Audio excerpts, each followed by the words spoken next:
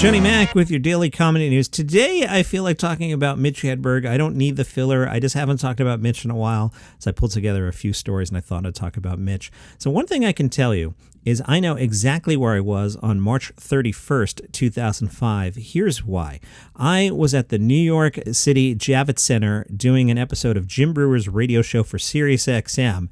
We were broadcasting from the car show, and Jim was in a bad mood because the night before, Jim was doing a concert with Mitch Hedberg, and Mitch did not show up. And Jim was kind of annoyed because he had to stretch and fill because the other comedian didn't show up. And Jim wound up doing an extra 40 minutes or an hour or whatever was the story there. And Jim was quite upset about it. As we were doing the broadcast from the car show, we got word there was a reason Mitch Hedberg didn't show up for that show. He had passed away the night before.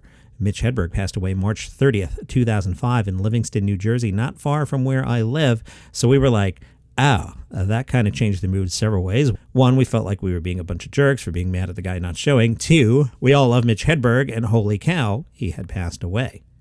From personal experience, I knew at the radio station that I wanted to do a tribute to Mitch Hedberg, but I don't like being a vulture. So I didn't want to the next day be like, oh, we got to do a Mitch Hedberg tribute because then we make it about us. So we waited, and I eventually reached out to Mitch's wife, Lynn Shawcroft, and I'm like, hey, would love to do a tribute to Mitch. Would you be into that? She was into it. She came by. I got to know Lynn reasonably well. And when she came up, she had Mitch's notebooks with some jokes and a bunch of, I think they were cassettes. They might have been CDs, but they were live shows recorded late in Mitch's career. And I was sitting there with Lynn, and she hadn't heard them in a while, and they sounded great. And I said to her, you've got another album here. That album became the posthumous Mitch Hedberg album, Do You Believe in Gosh? I had nothing to do with making the album other than possibly perhaps putting the thought in Lynn's brain. I'm glad that album was released. From a 2013 article in GQ wrote, Mitch Hedberg was Twitter before Twitter. His jokes were short, inane, and timeless. He was on the road doing stand-up 300 nights a year, living off vending machines, writing constantly about the world he saw around him. Mike Birbiglia said, Mitch wrote some of the best jokes of the last 3 decades. He's one comedian who all comedians agree is great. Mitch was never without a pen, never threw away a notebook. Lynn Shawcroft kept most of the notebooks private, but back in 2013, she opened them up to GQ. GQ wrote the results, a masterclass in comedy. There was only one time Mitch ever lost a notebook. He and Lynn were in Chicago. They'd gotten back to their hotel. When Mitch noticed it was missing, he tore through the hotel room looking for it. Lynn said it was one of the only times I saw him really visibly upset about something. Finally, after a while, he started telling himself, it's fine, everything will be fine. That's when the phone rang. It was a kid at a frat party. Apparently, Mitch had left the notebook on stage. Somehow it ended up in the hands of a college-age fan who wanted to give it back. Mitch and Lynn headed to the party to meet the kid. When they got there, a relieved Mitch pulled out a wad of cash, tried to hand it to the kid. The kid didn't want any money. He just wanted Mitch to call him to hang out next time he was in town. But by then it was already 5 and 6 in the morning, and Mitch hated to feel indebted to people. He finally looked at the kid and said, just take the effing money, man. Lynn says, Mitch's jokes were about our life. He wrote about what he liked, so his jokes were about sandwiches and carrots and staying in hotels and the weird ways language works. Now, this next thing, I remember Lynn telling this to me when we were listening to the tapes I referred to earlier. We were in one of the smaller studios at Sirius, and she pointed out during Mitch's stand-up, people would call out the endings before he could finish them. He was having a tough time touring because of that. So Lynn says later in his career, he had to write jokes that were even shorter and faster. Examples: when someone tries to hand me out a flyer, it's just like saying, here, you throw this away. Or, a turtleneck's like being strangled by a really weak guy all day. Mitch knew what else connected with his audience: drug jokes. There were dozens. I like the FedEx driver because he's a drug dealer. He doesn't even know it. And he's always on time.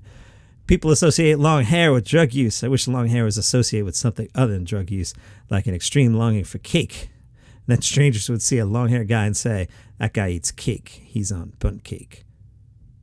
Mothers saying to their daughters, don't bring the cake eater over here anymore. He smells like flour. See how excited he got when he found out your birthday was fast approaching? At one point, Mitch started writing companies he liked looking for sponsorships. In addition to Gold Bond, he wrote to Uniball to say the jokes he wrote with their pens were funnier. Eventually, Jimmy John's The Sandwich Makers signed on to sponsor Mitch Hedberg. From The Guardian in 2015, Mitch Hedberg. a sly alchemist who turned sentences into comedy gold. From behind sunglasses and bowed head, Mitch Hedberg delivered concise gags that opened up the mundane world and showed anyone could be a comedian. If you're flammable and have legs, you're never blocking a fire exit. That's the line that got the writer hooked on Mitch Hedberg, a man standing still on a stage with his eyes shut, mic in the stand, reciting a list of staccato jokes with a percussive rhythm. It seemed odd. I'd never heard one-liners before which had no hint of punslinging or wordplay, just funny sentences. I guess the writer hadn't heard Stephen Wright. Believe me, I'm a huge Mitch Hedberg fan, but there's surely some Stephen Wright influence in there. Mitch was a drug user, something which caused his death in 2005, but listening to him didn't sound like the ramblings of a typical stoner, but instead the thoughts of someone unencumbered by the conventional logic that gradually takes us over as we succumb to adulthood. Watching Mitch allowed you to feel like a child again, and although cats and hamburgers aren't important, finding humor in the mundane is.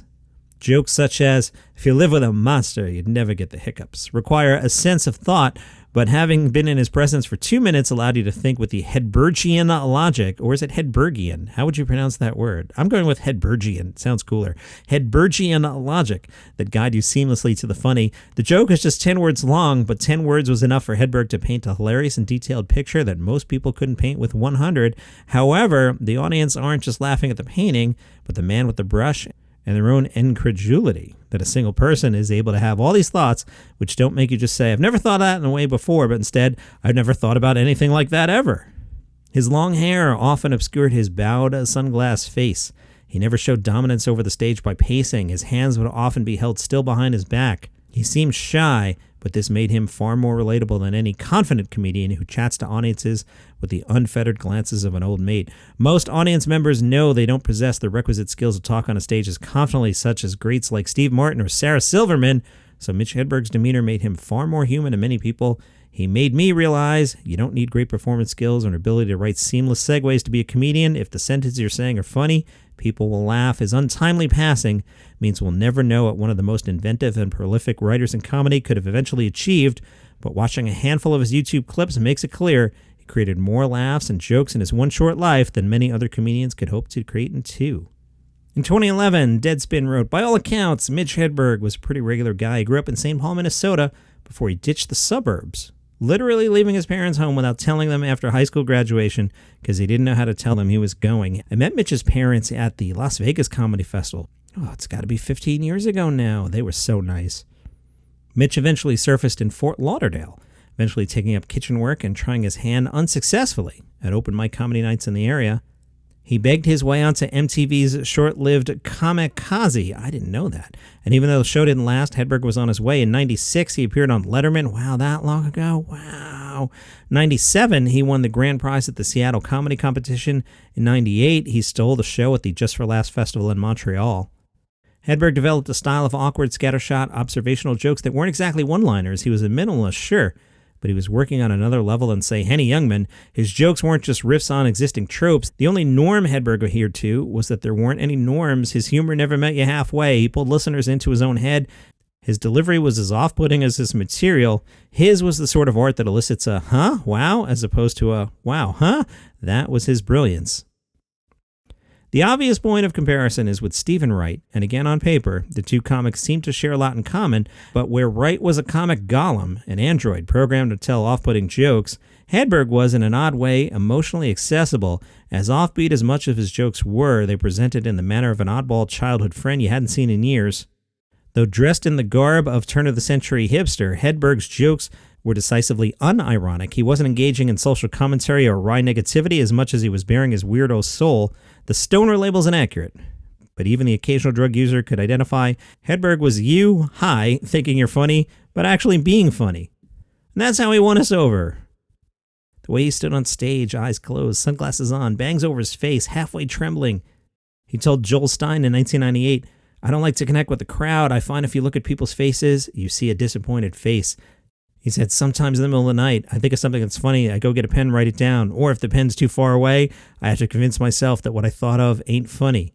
He broke the fourth wall repeatedly in an attempt to reposition himself from alone on stage to seated among the audience. That's like a carbon copy of the previous joke, but with different ingredients. I don't know what I was trying to pull off there. That joke made me laugh before I could finish it, which is good, because there's no ending. All right. Oh, he was so good. Once, when being handed a drink mid-joke, a joke that was foundering anyway, he just cut the joke off and said, "That'll F up a joke about effing up an effed up joke." After he broke out at Just for Laughs, Hedberg got a $500,000 development deal with Fox. He appeared on Letterman a few more times. He financed his own movie, a subtle tribute to his restaurant days, called Los Enchiladas. The next paragraph has a couple jokes that I don't remember hearing. Deadspin writes, with disarming subtlety, he deconstructed the stand-up form by taking on hackneyed subjects and turning them on their head, or by bombing deliberately. "I play sports. No, I don't. What the F? Remember that show, My Three Sons? It'd be funny if it was called My One Dad. Wait, what? I just bought a 2-bedroom house, but I think I get to decide how many bedrooms there are, don't you?" In the context of trippy non sequiturs about koala infestations and potato chips, this came off as subversive. He was blowing himself up along with everyone in the room. The self-destruction extended to his personal life. At first, it seemed if Hedberg's riffing on his drug use was more of a dig at his stage persona. My manager saw me backstage and said, "Mitch, don't use liquor as a crutch. I can't use liquor as a crutch because a crutch helps me walk. Liquor severely F's up the way I walk. Some people think I'm high on stage. I would never get high before a show because when I'm high, I don't want to stand in front of a bunch of people I don't know." For stretches, he lived off the grid, living out of hotels or out of the RV he bought with Lynn Shawcroft. In May 2003, after a show in Austin, Mitch was arrested for possession of a controlled substance. He spent 2.5 days in jail, followed by 6 months in a hospital, supposedly for the treatment of a leg badly mangled by heroin injections. Toward the end of his life, he'd walk on stage with 2 plastic cups that were widely known to contain alcohol, and at least one specifically identified as screwdrivers. Hedberg had killer sets and less successful sets. Some lacked verve, some lacked direction. Sometimes he couldn't remember the jokes at all. Sometimes his fans would holler out the jokes he was trying to tell to help him out. It was interactive stand-up. Even on the good nights, people sung along to the choruses that often step on his punchlines. Hedberg had so fully seduced his fans that the division between stage and seats fell away. "Didn't you ever hear of dramatic pause?" he'd sometimes grouch. But that was the point. His fans weren't attuned to the artifice of performance as much as they were... That was the point. His fans weren't attuned to the artifice of performance so much as they were there for communion. And let's wrap with an album review from 2008 from the Washington Post. This the review of the posthumous Do You Believe in Gosh? A stand-up performance recorded 2 months before Hedberg's death. The album has funny moments, but listeners familiar with the comedian's personal history may find that Hedberg's troubled specter looms over the proceedings.